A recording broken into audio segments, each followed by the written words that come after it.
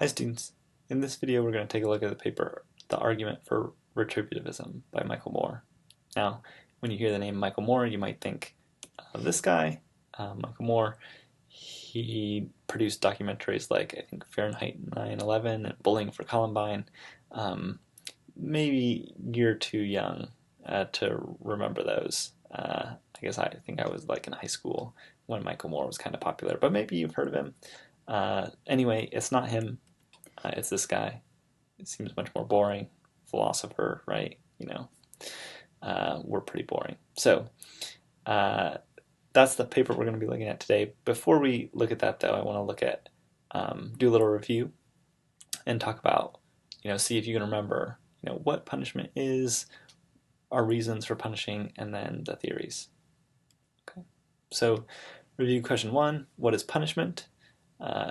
Remember, take a minute, think about this on your own before you go on and look at the answer. See if you can figure out what the answer to this question is. What's the definition of punishment? Punishment is the intentional infliction of harm by an authority for a rule violation. So remember, intentional is important, right? It's on purpose. There's harm, hard treatment. We're negatively impacting someone's well-being. It's done by an authority, someone in power, not vigilantes or something like that. And the reason that we're doing it is because someone's violated a rule or a law. It's not just sort of harming someone for fun or to squash dissent or something like that. That's sort of extrajudicial harm, right? But when we're punishing them or harming them for violating a rule, then we're punishing them. Why do we punish? There are a bunch of reasons. Denunciation, right? To say that's bad, don't do it. To deter people from doing it. Right? There's the two kinds of deterrence, right? General deterrence, deterring the public from doing that kind of act. Special deterrence, deterring the criminal, him or herself, from doing the act. There's incapacitation. So here we're preventing someone from causing harm or doing the illegal activity, right, in public by putting them behind bars. Might have a goal of something like rehabilitation, getting the person clean, getting their act together. Restoration, settling a score, evening things out, putting things back into the way that they were supposed to be. And then retribution, and that's right, because they deserve it. Now, some of these are utilitarian types of reasons. So deterrence is a utilitarian type of reason. Incapacitation, another sort of utilitarian reason. There might be a way in which denunciation is kind of utilitarian, right? If we say this is bad, maybe that will discourage people from doing it. If we can get the offender to become better, that's a kind of utilitarian, goal-oriented reason for punishing. Retribution, however, is very different. Right? It has nothing to do with the future consequences of the punishment, just is this what they deserve? When is punishment justified? We've got 3 different views that we talked about in the last video. One of those is utilitarianism, right? So think about, what does utilitarianism say?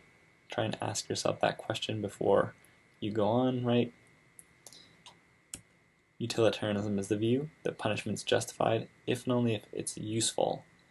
It's producing good consequences. It's going to maximize happiness, that sort of thing. Another theory is retributivism. What does that view say? Again, pause the video if you need to. Figure out, what does retributivism say? See if you can come up with the right answer. The answer here is that punishment is justified if and only if it's deserved. So usefulness, desert, and then the mixed theory. What does that theory say? Again, pause it if you need to. On this view, this theory, punishment's justified if and only if it's both of those things, right? It's useful and it's deserved. If it's only one but not the other, then punishment's not going to be justified, according to that theory. All right. So that's a quick review, and now let's look at Michael Moore's paper. So Michael Moore begins that paper sort of by talking about the various theories that we've gone over. And as we've already mentioned, Moore's plan is to argue for retributivism by showing that the alternatives to that view are both false. What are the alternatives? Right, the utilitarian theory and the mixed theory. Those are the other options. So Moore's argument, if we put it in standard form, it would look sort of like this. Premise 1 says that one of the views that we've discussed has got to be true. So either utilitarianism is true, or the mixed theory is true, or retributivism is true. So one of those three has got to be it. Premise 2 would say utilitarianism is not true. So it's got to be either the mixed theory or retributivism. Premise 3 says the mixed theory is not true. That leaves us with retributivism. So that's the conclusion. Retributivism is true. Now that argument's valid, right? If it's unsound, it must be because there's a false premise in there somewhere. If we ask which premise or premises are the most controversial, I think the answer is 2 and 3, right? So some people are going to be utilitarians, some people are going to be mixed theorists. That's going to be where the main line of objection comes from. Now, later on, we're going to say premise 2 and 3, maybe they look pretty good. So maybe the problem is really premise 1. But initially, you might think premise 2 and premise 3 are going to be the more controversial of premises. So we're going to take a look at why we should think these premises are true. So premise 2 says utilitarianism is not true. What is utilitarianism? Remember, it's the view that punishment is justified if and only if it's useful, and so it's committed to these 3 claims. If punishment's useful, if you, then justified. If justified, then useful. And then the amount of punishment one receives has got to be tailored to maximize happiness. That's the utilitarian view. Now, Moore's going to argue against this view by attacking the first tenet. If punishment's useful, then it's justified. He's going to try and come up with a counterexample to that claim. Now, we've learned a bit about counterexamples, and if we want to give a counterexample to that claim, what kind of case do we need? Well, we need a case that makes the antecedent true and the consequent false. What's the antecedent? The antecedent is this part here. Punishment is useful, so we need to make that true. We need to make the consequent false, but it's not justified. So we need a case where punishing someone would be useful, but it wouldn't be justified. And Moore thinks he's got a couple examples like that. One is an example of scapegoating. The other is an example of what he calls preventative detention. So let's take a look at those examples. Back, I think, maybe in the 80s, 70s, I'm not sure, I forget now. There was this guy, D.B. Cooper, who, and Michael Moore explains this in the paper, who thought that he could make some money by hijacking a plane.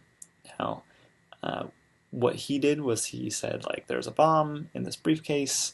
If you don't give me another plane and money, I'm going to blow it up. So they said, whoa, we've never dealt with a situation like this before. We'll get you your plane. We'll get you the money. So they landed their plane. Everybody got off. They refueled it, or they gave them a different plane or something. They took off. They put money in the thing. They went up into the air, and they were flying around. And D.B. Cooper jumps out with the money and a parachute. And once I think he jumped out like basically in the middle of nowhere. And he jumps out, and then they sort of send these search crews to go find him. But he landed kind of like in a wooded area, and it turns out they just never found him. So it's unclear, did he die? Did he not? Like, what happened? It's a mystery. And we get this description of what this guy looked like, and that's, this drawing, police drawing here. Now, they have some different ideas about who this D.B. Cooper fellow might have been. They I've looked at some of the images of the people who they suspected for various reasons, and I found this one guy who looks like, the best ringer for D.B. Cooper, this guy here. Uh, you think, you might think, I'm not sure they really look the same. But if you look at the other people who they suspected, this guy's the best fit. And the short hair, um, the same sort of narrow lips, uh, you know, large forehead. I don't know. Is that a thing? Anyway, uh, and if you put sunglasses on him, right, he looks pretty similar. So, oh man, look at that. Dead ringer. That's the guy. Just he needs a suit. I don't know. Anyway, um, so what happened after DB Cooper hijacked this plane and got all this money? They never found him, right? And so a bunch of other people thought, hey, DB Cooper got away with it. I think I can get away with it too. So they would start, hijacking planes. And eventually, this was like a real problem. Like people were hijacking planes all the time, trying to make money, and so they had to crack down on it, try and figure out ways to stop it from happening. And then you get much more. Uh, what is the people who evaluate, who sort of test are no, I can't think of the name. Anyway, airport security ramps up and to try and avoid cases like this. So, um, what Moore thinks is that maybe if they had just framed someone, right, whoever this guy is, maybe it was him, but maybe not. Who cares, right? We just need to punish someone, and if we punish them, then people will stop trying to hijack planes, and we can go on with our lives. So the thought is that utilitarianism, if true, would say that sometimes we should just punish an innocent person. Who cares if they're guilty or not? What matters is that we can deter future crime. But Moore is sort of banking on the fact you're going to think, no, that wouldn't be okay. We can't do that. And that's a reason to think the utilitarian theory of punishment is false. Another kind of case of scapegoating that's popular in the literature, sort of a frequent objection to utilitarianism, is this case called the magistrate or whatever. And in this case, you get a case, someone has been committing crimes in a city, and the town is going to riot. So here we've got this video, like this sort of riot going on or whatever. We're burning a truck. I think this is in response to a hockey game. These Canadians and their hockey teams, they really get into it. But anyway, imagine someone's committing crimes. There are crowds who are an angry mob who really think so-and-so committed this crime. And if you don't do anything to so-and-so, we'll call him Bob. If you don't punish Bob, then they're going to, keep being violent. They're going to kill a bunch of people. So you think, oh, a bunch of people are going to die if I don't do anything with Bob. But now let's say you know that Bob didn't do it, right? So you know Bob is innocent, but you also know that if you don't harm Bob, if you don't maybe kill Bob, then the violent mob is going to kill a bunch of other people. What do you do in that case? It seems like, according to utilitarianism, well, you kill Bob. I know it's not great, he's innocent, but it's worth it. Again, Moore thinks that just can't be right. It can't be okay to kill Bob in that case. And so that's another reason to think utilitarianism is false. Okay, one last example. Well, I guess before we get to there, should we? Moore asked this question, right? Should we engage in scapegoating? Why or why not? Are these things okay? And as I've said, right, Moore thinks the answer is no. You can't engage in scapegoating. So we got Dikembe Mutombo here saying no, scapegoating. That is not okay. Another kind of case that Michael Moore wants us to look at is the case of preventative detention. So I imagine you're familiar with Minority Report. Again, maybe I'm showing my age again here. Like you guys are thinking, John, gosh, who watches Minority Report? Like that's so old. But anyway, I think maybe it's a TV show. It was a movie first, and then it's a TV show. Anyway, the idea behind Minority Report is that you've got this like software that can predict who's going to commit a crime, and so Tom Cruise is one of the people who catches and punishes those people who are going to commit crimes until the system predicts that he's going to commit a crime, and then he's sort of like, oh no, I'm not gonna get caught myself, and so he tries to avoid getting punished for this crime that he's supposed to commit. Anyway, the idea here is like, imagine that we knew someone was likely to commit a crime. Maybe we have a psychiatrist who's got, someone we've got this person's been accused of a particular crime. We've got him in custody. The psychiatrist says, yeah, this guy's super dangerous. He's very likely to commit a crime in the future. But you know that he hasn't committed a crime yet. In that case, can you find him guilty and then punish him even though he hasn't committed a crime yet, knowing that he's likely to do so in the future? Would that be okay? That's the question. Should we engage in preventive detention like that? Why or why not?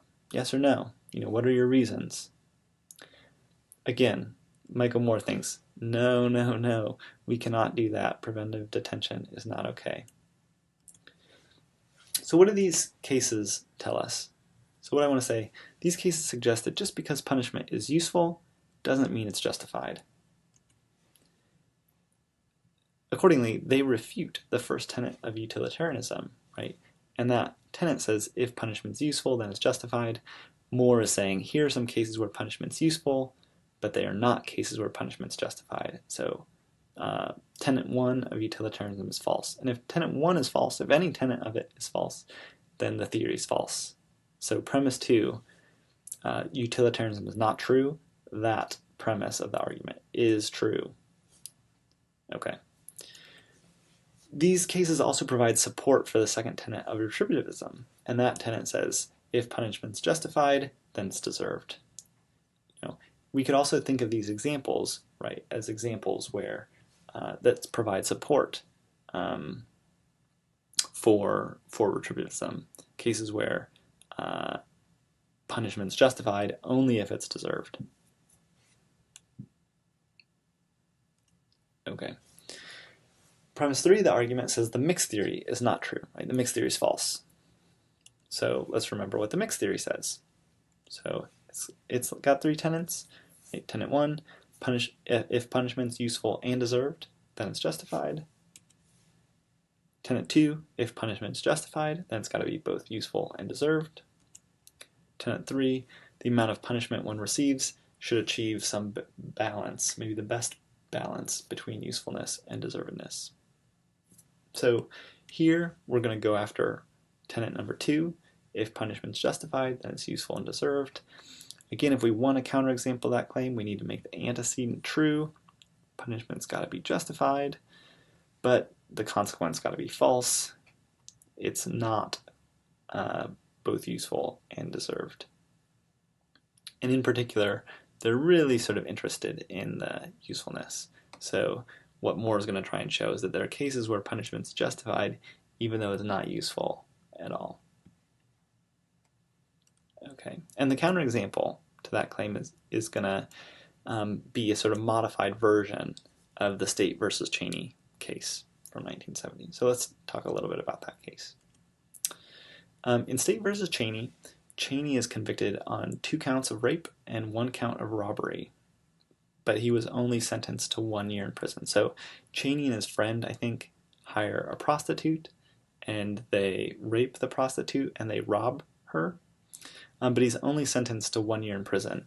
And in fact, in that case, the judge sort of laments the fact that he has to punish Cheney at all. I think Cheney was in the armed forces, and the judge is sort of like, you should be out there, fighting for our country or something. Really kind of disturbing and sad, but that's what happened. And so what Moore wants to do is, let's not think exactly about that case. Let's maybe start with those details roughly, and then sort of modify it a little bit and see what we think about this scenario. So He's going to give a thought experiment.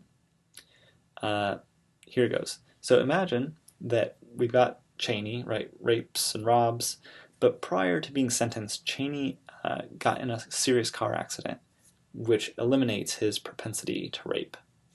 So I don't know how that goes exactly, you fill in the details for yourself, but the idea here is that like Cheney's sex drive is gone. So no propensity to rape. I should note maybe before going on that like there is this debate over whether or not rape is about power or if it's about sex. And you might think if rape is really about power, then you can do whatever you want to take away the sex drive. People will still want to have power, and so they'll still be inclined to rape. But like, let's sort of like set that aside. For some reason, whatever it is, we think that like, nope, this guy is not a threat of raping anymore. Okay, now number 2. Imagine Cheney inherits a lot of money, which eliminates his propensity to rob. So he gets rich somehow. He inherits money. He finds it. Whatever the case is, he doesn't need to rob anybody anymore because he's so wealthy. Finally, imagine that we could make it look like we punish Cheney without actually punishing him. So the thought is like we can go through all the steps that make him look like we put him in jail, but then we just sort of like let him go free. Maybe we send him to Argentina or something like that, so no one really knows. In short, right, we're imagining that Cheney's not dangerous and that we don't need to punish him to deter rape and robbery. So everybody's going to think that Cheney's being punished. Cheney's not a threat. We're sending him far away. Basically, there's no use in punishing Cheney at this point. The question is, right, would we be justified, morally speaking, in punishing Cheney in this hypothetical scenario? So would it be okay for us to punish him, even if we could send him to Argentina instead, right? Maybe that would maximize utility because he's not a danger. Would it be okay for us to punish him? Answer that question. Try and give your reasons. Why do you think that's the case? Now, Moore thinks the answer is yes. So we got Captain Obvious here saying like, yep. We would be justified in punishing Cheney. And the thought is some people are just so bad, right, that even if we could let them off and get all the benefits that we want, it's still okay to punish them. In fact, maybe they deserve it, right? That's the retributivist idea. So, what this case suggests is that punishment can be justified even when it isn't useful. So even in cases where there's no use in punishing this person, it's still okay to do it. So this case refutes the second tenet of the mixed theory, and that tenet says that if punishment is justified, then it's useful and deserved. This is a case in which punishment is justified, but it's not useful. So that's a counterexample to the mixed theory. It also, I think provides some support for the first tenet of retributivism. Right? Punishment here is deserved, then it's justified. We don't need to know anything else, like whether it's useful or not, just that it's deserved and it's justified. That's enough. That shows us, provides support for that first tenet. Okay, so return to the argument, right? If utilitarianism is, utilitarianism is true, the mixed theory is true, or retributivism is true, utilitarianism is not, the mixed theory is not, so retributivism must be the true theory. Now, having seen that premise 2 and premise 3 are pretty plausible, and I don't know, I find his argument pretty good there, we might wonder whether premise 1 is really true. So we might start to say, well, even though I don't think utilitarianism or the mixed theory is right, I'm not sure I want to accept retributivism, so maybe the only way to get out of this is to say, well, maybe premise 1, maybe we're missing some alternative. Maybe there's some other theory of punishment out there that's actually the right theory, and it's not retributivism. I think this would be more compelling of an argument if we could identify some counterexamples to retributivism. And so that's what I want to try and do here. That's the last thing. So anyway, this is Moore's argument. Think about it, right? Do you think that argument's a good one or not? If it's flawed, where's the flaw? Finally, I want to end with some objections to retributivism, just to sort of get you thinking about that theory. Okay, so retributivism, you'll remember, has sort of like three parts. There's that if punishment's deserved, it's justified. If it's justified, then it's deserved. And that whatever punishment someone gets should be tailored to the amount of punishment that they deserve, right? Their desert is the guiding, the aim of punishment. So if we're going to come up with objections to retributivism, we can come up with objections to any of those tenets. Let's consider the first tenet. So if punishment's deserved, then it's justified. Can we think of any counterexamples? A counterexample, right? Punishment's going to have to be deserved, but it's not going to be justified. So what we want, cases where punishment's deserved, not justified. What are some cases like this? Now, I would encourage you, right, to think about them on your own, right? Try and come up with some cases where punishment's deserved but isn't justified.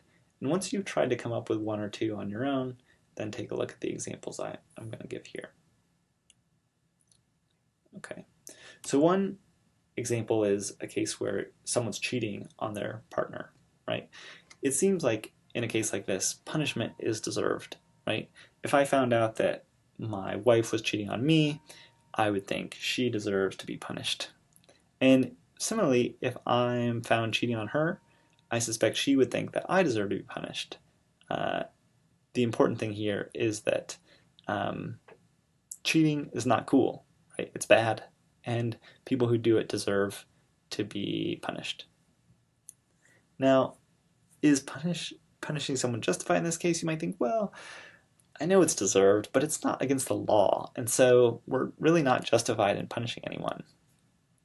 I think that sounds kind of right. So here's a case where what someone deserves and what we're justified in doing to them seems like it comes apart, and that's going to be a counterexample to premise one, or the first tenet of retributivism.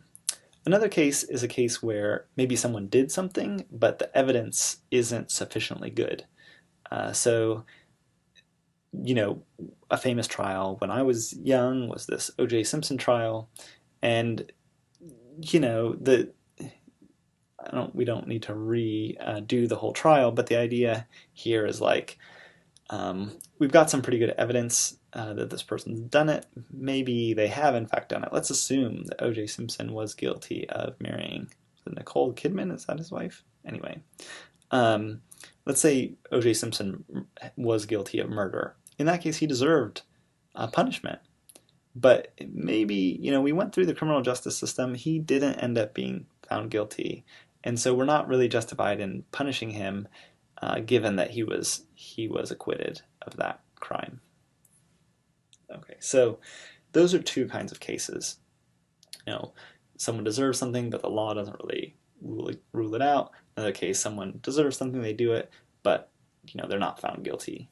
So in both of those cases, it seems like we're not justified in punishing. The second tenet, if punishment's justified, then it's deserved. Can we think of counterexamples to this claim? What are those counterexamples going to be like? Well, they've got to be cases where punishment is justified, but it's not deserved. So we're justified in punishing someone, but they don't deserve it.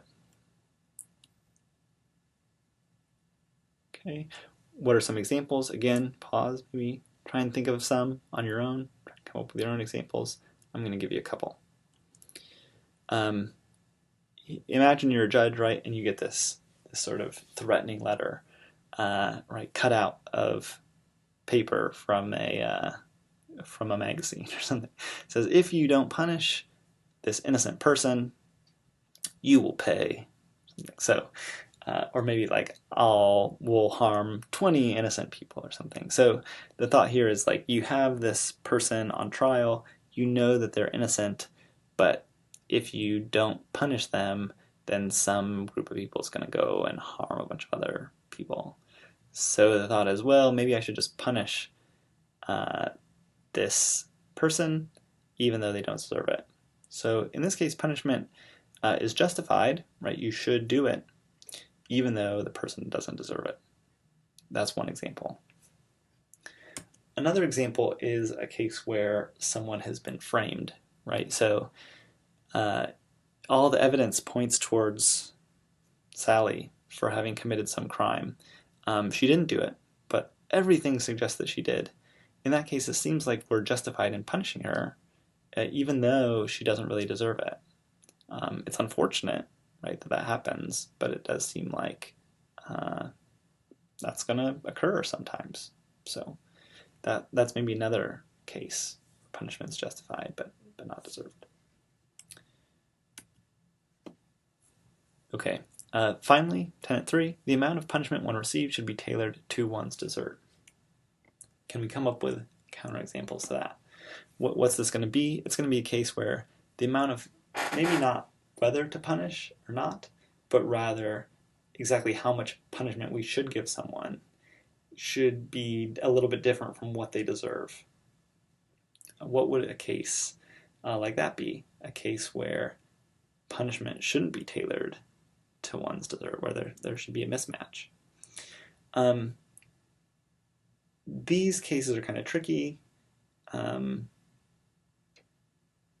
come up with, but maybe just one to sort of give you a sense for how this would go is the case of attempted murder.